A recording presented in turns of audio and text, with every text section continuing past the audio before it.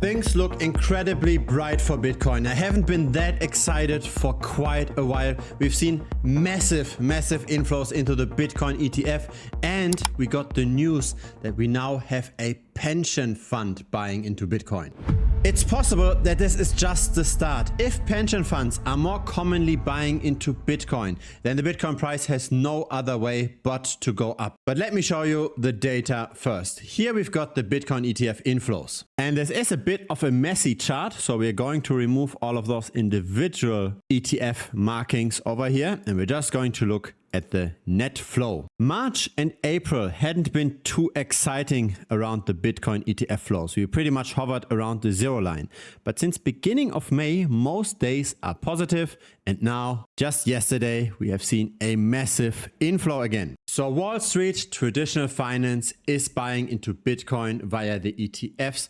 Bitcoins do get scooped up. Let's have a look at the rate of those purchases. But before we dive deeper into the data, let's have a quick look at the news. So check this out. The State of Wisconsin Investment Board reveals 163 million in spot Bitcoin ETFs. Here's the SEC filing. We've got 63 million into the Grayscale Bitcoin Trust and another 99 million into the iShares Bitcoin Trust. Now, academia is also talking about this now. Let's have a look at a comment by a professor regarding this allocation. It's a 5-minute video. It's definitely worth watching. The Wisconsin Pension Fund, ranked as one of the most fiscally sound in the nation, took bold action this year. It invested in Bitcoin. Most all government workers are part of the employee trust fund that pays out retirement benefits. But for a pension fund widely known for being stable, prudent, and smart with investments, is this a departure or right on brand? Our next guest says it's certainly turning heads. We should note PBS Wisconsin employees are participants in the Wisconsin retirement system. We are joined by David Kraus, Marquette University Emeritus Associate Professor of Finance. And thanks very much for being here. Yes, thank you. So what is the reaction within the kind of investment industry to this news? The investment industry is pretty amazed that a pension fund this early in the introduction of the Bitcoin ETF came on board. They expected it might take several years before there would be institutional involvement with Bitcoin investing. So Bitcoin ETF is different and apart from the kind of Bitcoins that folks might have in their digital wallets? Yeah, that's right. It was January of this year that the spot Bitcoin ETF was approved by the SEC. That allowed investors like the university systems or SWIB in this case, the Wisconsin Investment Board, to buy directly these securities that are regulated by the SEC, highly liquid, and traded on exchanges. Still, was it a surprise to you to see that? It was, but Wisconsin's Investment Board has always been innovative. This is a fully funded pension fund. Mm-hmm. So in a way, they have the luxury of being able to invest for the long term. They don't need to worry as much about liquidity as, say, the pension fund for the state of Illinois, mm-hmm. which is only funded at 50% of its level. So should it cause pensioners, though, or workers to worry given the volatility of Bitcoin? A lot of assets are volatile. I mean, if you really were to look deep down into the portfolio, you would see that a lot of assets, including some stocks, as well as some other alternative investments, are quite volatile in nature. Yeah, Bitcoin has moved around a lot, but supply and demand are starting to balance out. And I do think the investment community is beginning to understand this more as a viable alternative investment. So how much are they putting into Bitcoin compared to the fund itself? Well, compared to the fund itself, it's just a toe in the water. It's 0.1%. Now, $180 million is not pocket change, but this is a $180 billion fund. I think it's just an entry point. I think they're testing to see the reaction of the public to whether or not there's resistance to owning this, and they're using it as a trial run. Because it really is not going to impact the portfolio substantially until you get to maybe a 1 or 2% positioning. Because I was going to ask you, What does your expertise tell you about whether this is a good investment for the pension fund? Well, it's a good investment in the sense that it's going to add diversification. The objective of a portfolio manager or a fund is to maximize return while minimizing risk. Bitcoin, like other alternative investments, does not move in parallel with stocks and bonds. So therefore it adds nice diversification effect. The potential upside returns are high, like as it could be with any new technology. And finally, because this is a currency with a limited supply, it actually can serve as an inflation hedge. I don't think very many people talk about the potential for it to remove volatility of government actions. Do you expect other states to follow suit, watch this closely, and follow? Oh, I do. I do. Now, I don't expect those that are underfunded can afford to do that, because this is a long play.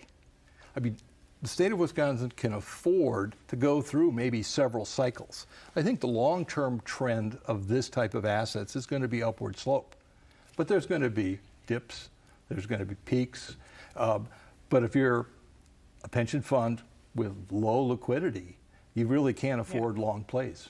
Do you feel like Wisconsin's investment in Bitcoin legitimizes it? It does. The day that it was announced, that's when the SEC 13F form became available to the public, that day Bitcoin went up 1%. Now, is it solely attributable to the fact that an institutional investor bought those? I think so. So I think the market did pay attention to that, and I would not be surprised to see other institutional investors move into this asset category. David Krause, thanks very much. Good. Thank you. The main problem with crypto YouTube is conflict of interest. Too many YouTubers shill garbage, promote garbage, and fill up their pockets in the background. Not this channel. Instead, there's simply the offer where I share my skills, my perspectives to you, and where I also share direct access to me, where you can ask me any questions. Feel free to check it out. The premium membership link is down below. Isn't that interesting? A lot of the topics we discussed on this channel long time ago are now mentioned in this interview as well. Bitcoin as a nice diversifier to all the other asset classes, to bonds, to stocks, to gold, etc.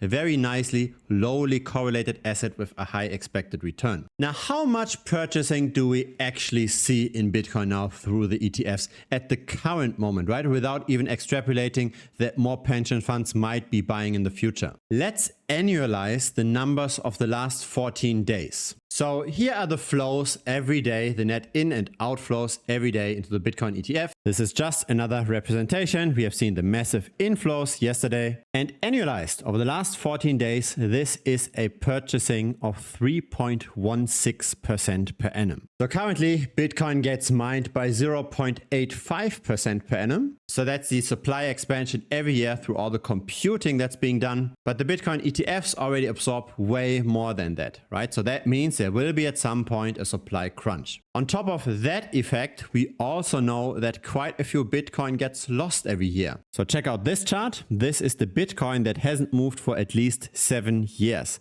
And this barely drops, and this roughly increases by 2 percentage points per annum. So 2% gets lost, 3% gets scooped up by the ETFs, and a bit under 1% gets mined, meaning a supply contraction of 4 percentage points per year. And of course, the price gets impacted by more than that, because not all Bitcoin is liquid. And so when you suddenly have 4% less supply, the price might go up by 10, 20, 30%. This also depends, of course, on the monetary expansion, which is roughly 7% per annum. This is how much USM2 expands per year. So we've got a minimum of 7% price appreciation per annum if Bitcoin was in equilibrium with demand and supply, but we've already now established that the supply is going to get scooped up way faster than it's being produced. So the expected return, in my opinion, is way higher than that of stocks, for example. So now finally we can be excited again. Finally, we've got a new story.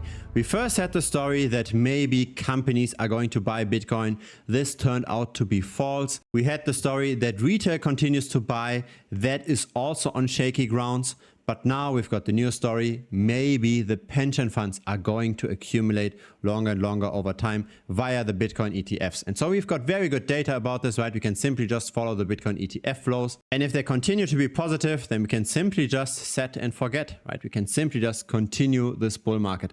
I believe we are just entering the second phase of this bull market.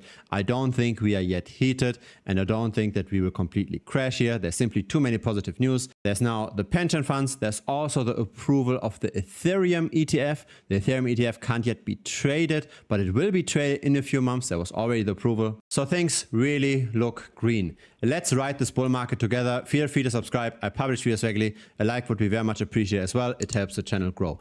If you've got Telegram, then feel free to join us. The link is down below. It's 100% free. Looking very much forward to chatting with you.